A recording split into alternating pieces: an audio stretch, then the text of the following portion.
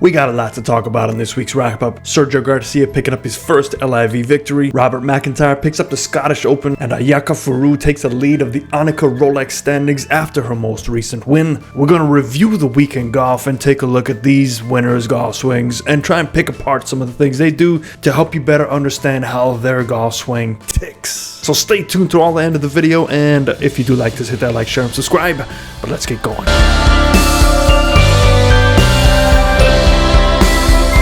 And before we get started with that video, thank you for those on the screen who support this channel. If you wish to support us, membership starts at 99 cents every 30 days, and that helps go to the Heal the Hood children in Cape Flats, South Africa. We also give online lessons. Info is down below. There's been a lot of pressure on Sergio throughout his whole career, and here you can see him finally celebrating. You can see the pressure coming off his back. Yes, I finally won on LIV. It's probably the first victory in quite some time. It must feel pretty good, specifically at his age and what's happened to him in his career, all the criticisms he has faced, and his longevity on tour.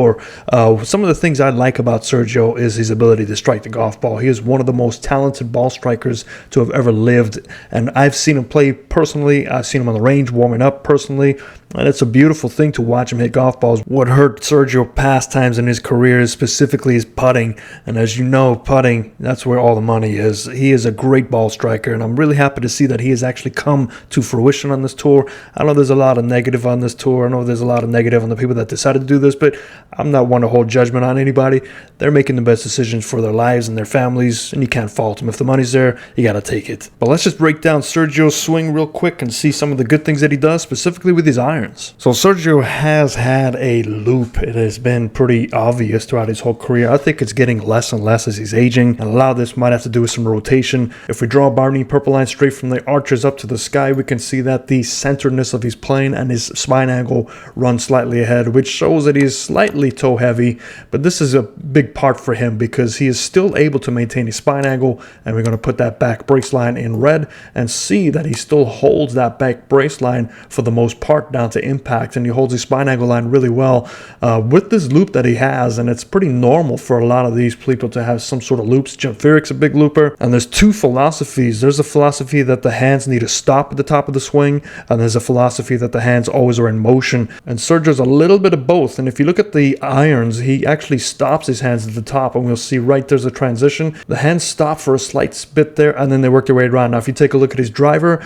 his hands never really stop. They have that loop at the top. Now the loop gets longer for the longer clubs, obviously, but the irons are great because at the top of his swing, we're going to do our triangle check and see what happens to his triangle. So there's the triangle check, and ideally we see that those hands will follow that center of the triangle as we come down, and we see they do a really good job. Look at those hands remaining on that triangle check. So even though he appears to have a loop, it's not necessarily with his arms. It is mostly with his wrist and his wrist set. So as he brings that club down, the angle between his right wrist increases as well. So we're talking about this angle here. As he comes down, he actually increases that angle, and it's a little bit blurry here, but it does increase. And when you increase that angle, let's pull out all these lines here. What that does is it starts to shallow out this club, and it gets very shallow. Specifically here, we can see that the club is still pointing above the golf ball, so something has to happen. Most of us that don't have rotation like the tour players get flippy. That's where we have to start getting that right hand action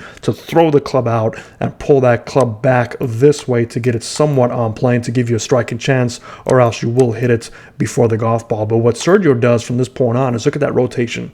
Watch the shoulders and watch the hips. They all work in unison, specifically from here. So here we can still see we're very shallow, and we've got to get something going. But watch what happens. 1, 2, 3, everything rotates together. Now the great thing is it not only rotates with his lower body, look how much that lower body is clearing, but the upper body is tilted, and he's still pretty square to the target. He is not spinning out. We don't see the shoulders opening up too. If the shoulders were opening up, that would be a huge issue for him. He would pull the golf ball, rope hook it, so he is still rotating with his lower body, enough so to get that shoulder to rotate, but also tilt under, which is key. And then as he strikes the golf ball, his hands can escape nicely, and we see the escape pattern now. If we clear these lines up, the escape pattern of his hands are matching, if we go back to the original, are going to match pretty close to where his lower plane line is. And that's what I think Sergio does great at, and he's always been very good, very athletic, very godlike with his timing. Don't emulate the swing, just admire it. So here we have Robert MacIntyre, who shot 67, 65, 63, and 67. Pretty impressive.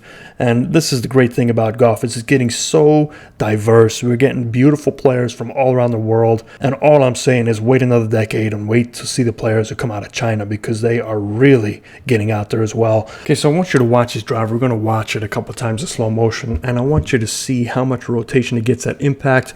But not only that, how much he compresses his left side as he strikes the ball. Now, you have to get your body in a certain position to do this. I would not recommend it for the average Joe, because if you do, you will be looking on Yelp for some chiropractors near you, because it is not for the faint of heart. But let's take a look at the top of his swing. You can see that his plane work is pretty good. He does look a little bit squatty, but this is all for a reason. As he takes that club back, watch his head. His head's going to dip forward. Now, you see that dipping forward? Now, typically when you see that weight dipping forward and the head goes forward like it does, it's not only going forward, but it's going forward and down. So he's storing up the weight. He's getting ready to jump at this golf ball, but he doesn't necessarily jump up with his upper body. It's the lower body that jumps up. And I want you to watch as he takes that first transition move down. We see that transition move. We see the left shoulder tilting under, which is great. So this left shoulder is trying to work its way down to that lower plane line, and the club is already on that lower plane line, which is awesome. Now we take that club through. Look how much hinge he's getting. The club is nowhere near falling down. We see some issues when people add hinge and they start getting that left side to tilt down. That club works with that crosses, but as he comes through, it is still on line. So to figure out how he makes all this work, what we have to do is look at his head motion, because the head motion shows what's going on with the shoulders, and it also shows what's going on with weight distribution, and it is a pretty unique motion. So to help you understand how unique this motion is we're going to draw some circles. Let's draw the first one in Barney purple. That's his setup head circle. As he gets to the top of the swing, we know it goes down and forward. Let's draw this one in green, and we see how much it has moved. Now, you would think it would not only go back towards the initial position, but it would also slightly go up and return back to the purple.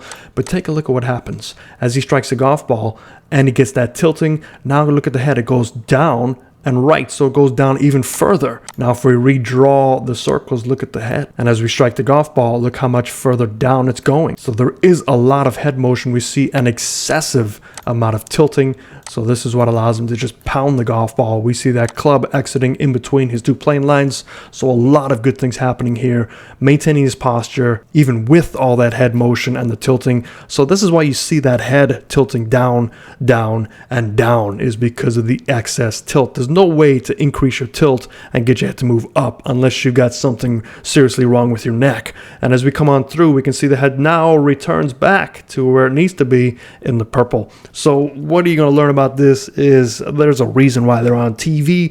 There's a reason why they hit at 350 plus. And unless you can contort your body like he does, there's no reason for you to try this. So play within your own limitations and just enjoy what they're capable of. Now let's get down to the LPGA. And we have Ayaka Furue, and I think it's Furue, might be Furue. If anybody knows, please let me know. If any of you watch me routinely, you know I butcher some names every now and then, but that's just the way it goes. So let's put up some basic lines here, and let's just watch the swing and see what you guys can see. We see her gripping down. I'm not sure if she's trying to play a specific shot. We see those hands getting much higher than the secondary plane line. We see the arms moving very much up and down, but it does not take away from that club moving in the right direction. That is the key. So I'm not a huge fan of falling to one idea of getting the hands above or below the plane. It is what it is based on how you are built and how your body moves. You have to watch where that club is when you get your hands higher or when you get them lower. I just highly suggest you do what your body is comfortable with. Some people are very natural being upright, and some people are very natural being flat. Whatever your body falls to naturally, stick with it. Do not change from your natural tendencies, because that is your athletic ability trying to fight over, and you don't want to take away from your athletic ability. So initially when we see that plane line, we see her setup looking pretty good. Again, we see the arch of the heel, it's pretty close to that center line, and you see that's pretty consistent with these tour level golfers. As we take that club back, now I know the line, the camera does shift slightly, but it's not going to make that big of a difference. I want you to look at how the hands work from the lower plane line. So here we get the hands to fully extend, and that club face is blurry, but it's probably slightly open, meaning the club face is probably pointing up in this direction. It's not exactly matching the spine, but the key is we're going to put a little circle around her hands from here. And most of these guys and girls will take those hands a little bit further back to help their elasticity and get their length of the arc. Watch this. From this point on, the hands will just go straight up. And that is beautiful to see. I love seeing high hands in the golf swing. And now, keep in mind, she could have found out, because looking at her, she seems to have a shorter leg ratio than her upper body. So this could be the only way for her to strike the golf ball as she grew up. So we're going to connect those hand lines and see if they match on the way down. And you'll see that her triangle is a little bit wider, because in order to get her hands up higher, she had to let that right elbow kind of fly up there. And let's see if she delivers it back down that line. So we see there's that slight loop to get her back down, and you see she's actually going back down the Barney purple line, which is where that center of the triangle was telling her to go. The key is look at where that club is. It is falling in between the two slots. It's still falling between the two slots. It's still falling. So look at that. It went from there back up one frame, and we'll see how it just matches perpendicular to each other. It is all one connection. As she strikes a golf ball, she gets her lower body out the way to clear. She still remains in her posture. Let's clear up these lines now. And she strikes a golf ball, and look at the spacing that she has. It is phenomenal. But as you can see, I mean, look at that lower body versus the upper body. So I think she has shorter legs than most of us. So this is what you have to pay attention to, is the arm-leg ratio, the torso ratio. All that stuff makes a difference. You can't just willy-nilly pick somebody and say, I'm going to emulate them. You have to get their exact measurements. Even the amount of synovial fluid in some of these wrists can affect how they hinge and unhinge. So that's what I'm trying to preach every week to you that you're watching this, is you are your own golfer. Don't emulate anybody. But the great thing, but you can take away some things from these great players, and some of these things are balance work, correct posture, correct setup, using athletic ability, staying in balance, staying connected. Those are the bigger things you need to watch out for. Do not get so detailed to try and copy people. But I hope that helps you. I'll see you next time, and we'll diagnose somebody in detail. Let me know in the comments who you think I should diagnose. It could be you. If you want it, go ahead, leave a comment and see. Other than that, I'll see you next time. Fairways and greens.